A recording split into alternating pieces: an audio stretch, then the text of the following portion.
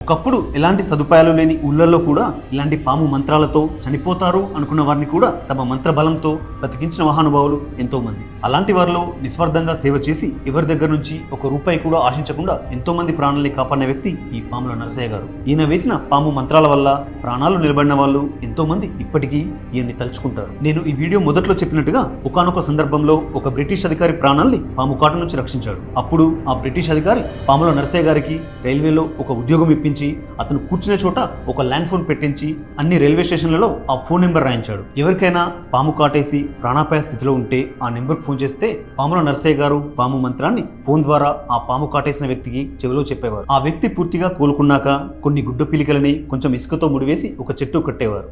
ఆయన బ్రతుకున్న కాలంలో ఈ ప్రాసెస్ ని కల్లారా చూసిన వాళ్ళు ఎంతో మంది. ఆ కాలంలోనే ఎంతో మంది సైంటిస్టులు ఈయన మీద రీసెర్చ్ జరిపారు. జర్మనీ సైంటిస్టులు అయితే దాదాపుగా 20 సార్లు ఈయనని జర్మనీ రప్పించుకొని మరి ఈ పాము మంత్రం ఎలా పనిచేస్తుందో తెలుసుకోవడానికి అనేక రకాలుగా రీసెర్చ్ చేశారు. చివరికి పాము మంత్రం పనిచేస్తుందని, అది ప్రాణాన్ని కాపాడుతుందని నిర్ధారించారు.